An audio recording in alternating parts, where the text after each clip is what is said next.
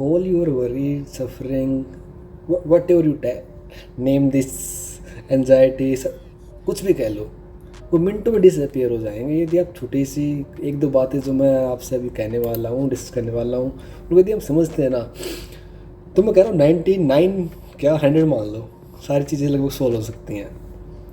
देखो इंसान क्या चाहता है, हर इंसान को चाहिए लाइफ में मीनिंग, कि यार लाइफ में मीनिंग ढूंढेंगे। पहले वो किसी चीज़ में, वस्तु में, जॉब में, फिर पैसा कुछ भी लगा लो, उसमें मीनिंग ढूंढने की कोशिश करता है। और जितने बड़े बड़े लोग थे, बड़े मतलब जिसने लाइफ का एक्सपीरियंस किया, चाहे खुद कोई भी हो, वो यही चीज़ कह के गए कि लाइफ मीनिंगलेस है। मीनिंगलेस कैसे है? देखो फिर लाइफ जिएंगे कैसे? डिप्रेशन का मतलब ही तो यही है ना कि लाइफ मीनिंगलेस लगती है। एक चीज़ होती है लगना, एक होती है मजबूरी, हम फोर्स कर रहे हैं चीज़ों के साथ, और एक होता है जो हम समझ में आ जाए हमें। समझना क्या है कि जितना मीनिंग ढूंढने के लिए लाइफ को जियोगे ना, उतना ही आप क्या है कि एक टेंशन क्रिएट कर लेते हो, हर चीज़ में मीनिंग ढूंढने लगते हो आप। इसमें मीनिंग ढूंढना है, इसमें मीनिंग ढूंढना है, विदाउट मीनिंग मैं रह नहीं सकता, रहना ही नहीं चाहिए इस धरती पर। लेकिन असली खेल क्या है कि जो लाइफ की जो सेटलनेस है, टेम्पररीनेस है, कि लाइफ का कुछ नहीं पता, को अभी भी कुछ भी हो सकता है। ठीक है, कितने लोग आज सोएंगे कल नहीं उठेंगे, ठीक है, तो उनमें से कोई भी, हम भी हो सकते हैं, ऐसा नहीं कि वो उन्हीं का प्रारब्ध है। ठीक है, तो जब हमें समझ लें कि लाइफ में ज़्यादा ठहरना है, हमें कुछ पाना नहीं है, ऑलरेडी हमारे अंदर सब कुछ है, तो फिर कभी हम करेंगे क्या? किशन तुरंत माइंड एक ट्रिक खेलता है कि यदि हमने ऐसे मान लिया कि कुछ करना नहीं है, देख मैं नेसेसरी की बात नहीं कर रहा हूँ, नेसेसरी तो तुम्हें जुगाड़नी पड़ेगी लाइफ में, नेसेसिटी तो तुम्हें 2 टाइम का रोटी कपड़ा मकान वाली चीज़ें तो करनी पड़ेंगी, उसके लिए तो मेहनत करनी पड़ेगी।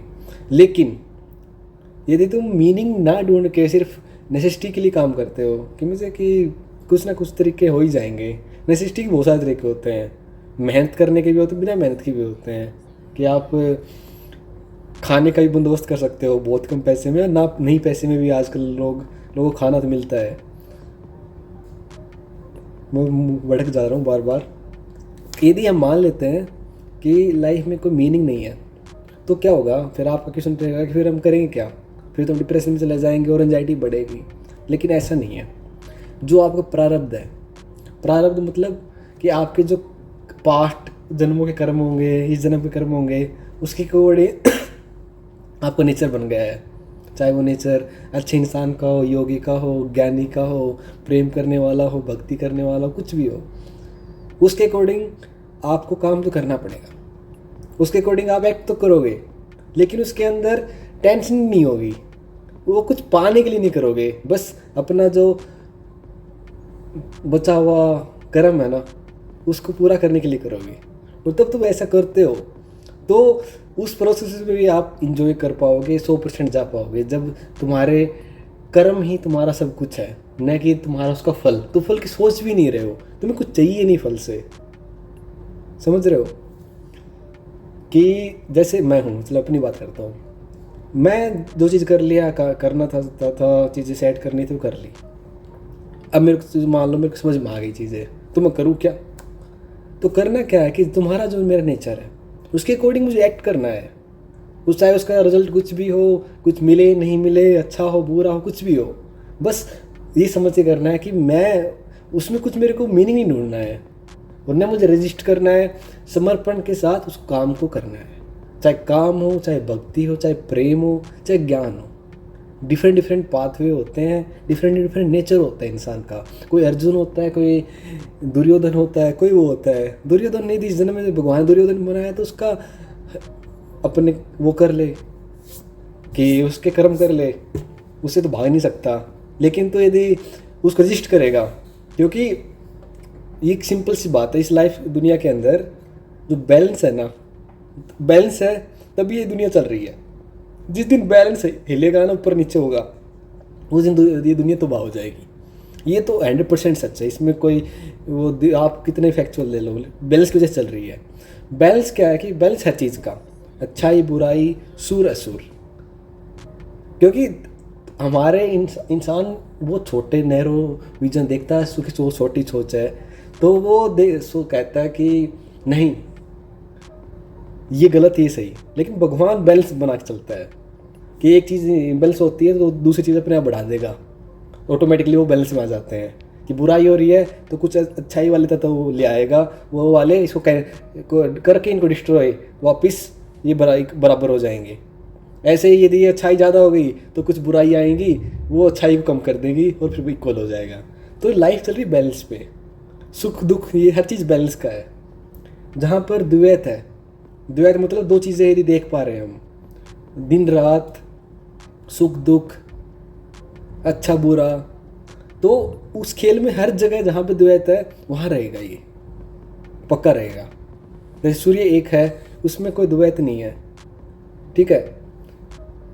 तो यदि इस तरीके से हम अप्लाई करके करेंगे लाइफ के अंदर, तो क्या होगा, हम बहुत सुकून से जो भी कर रहे हैं करेंगे, कि हमारा प्रारब्ध है वो अपने आप हम काम करेंगे 100% के साथ। उसके बाद जो होता है हमें स्वीकार है, अच्छा हो बुरा कुछ भी हो, क्योंकि हमें समझ में आ गया है कि तू कुछ भी पाले कुछ भी कर ले, कुछ होना जाना है नहीं।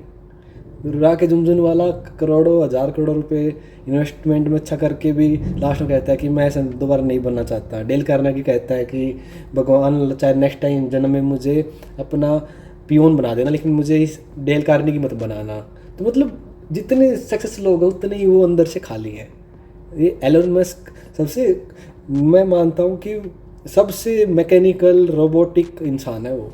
उसके अंदर इमोशन कुछ है नहीं, उसको हर जगह इस धरती पर आराम से रह नहीं रहा, उसको मार्स पे जाना है। और ऐसे लोगों को हम आइडियल कर रहे हैं, आइडल बना रहे हैं। ऐसे लोग आइडल बनाओ सिर्फ काम के लिए, कि काम में कुछ अच्छा करना है, अच्छा टेक्निक उपलब्ध करनी है, लाइफ में उसको आइडल मत बनाओ। वरना एक डिप्रेशन, उसकी रिलेशनशिप ख़त्म है, वाइफ छोड़ चुकी हैं, बच्चों के साथ उसके साथ रहना नहीं चाहते, कितने डाइवोर्स, कितनी चीज़ें हैं। तो ये चीज़ समझनी है, समझ जाओगे बहुत ईजिली इससे हम बाहर आ पाएंगे। नहीं समझेंगे तो बाहर नहीं आ पाएंगे। कि लाइफ मीनिंगलेस है, इसमें कुछ नहीं है। नाम आप बहुत ऊंचा कर लोगे तब भी दुनिया को कोई फर्क नहीं पड़ता, कुछ नहीं करोगे तब भी कोई फर्क नहीं पड़ता। महात्मा गांधी को आधे लोग गाली देते हैं, आधे लोग अच्छे बोलते हैं। महात्मा गांधी को क्या फर्क पड़ा भाई, वो तो जा चुका है, ठीक है। तुम ही उलझे हुए हो बस अपने थॉट्स में, उसकी वजह से तुम अपनी लाइफ मिजरी बना रहे हो। वो तो अपनी लाइफ अच्छी जीनी थी, खराब जीनी थी, उसने कैसी जी वो महात्मा गांधी को पता है कि मैंने अच्छी नहीं जी या नहीं जी। वो हो सकता है उसने बताई हो या नहीं बताई हो सच कि वो अच्छी जी। तो मैंने कि आप कितने शांत हो, कितने आराम से आप काम कर रहे हो, वो मैटर करता है। और वो तभी हो पाएगा जब रियलिटी को देखोगे आप। एक इंसान के अंदर कैपेबिलिटी होती है, उसको बोलते हैं विवेक।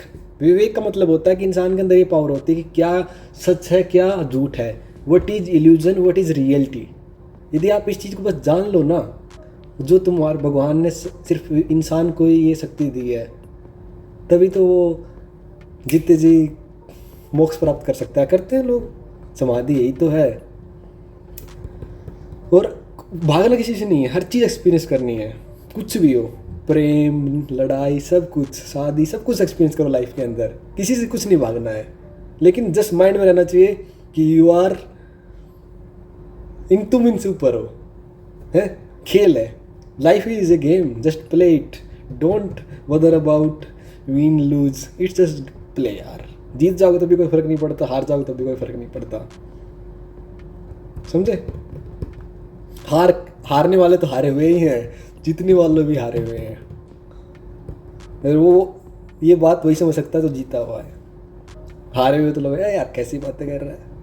जीत, उनकी शक्ल देखो, अंदर से जानते ना वो, उनकी बातें सुनो, उनके साथ बैठो, तब पता चलेगा। ठीक है, बता नहीं कितना मैं डिलीवर कर पाया। यदि डिलीवर कर पाया तो मैं कमेंट करना, डिलीवर नहीं कर पाया तो मत करना, ठीक है। चलो बाय।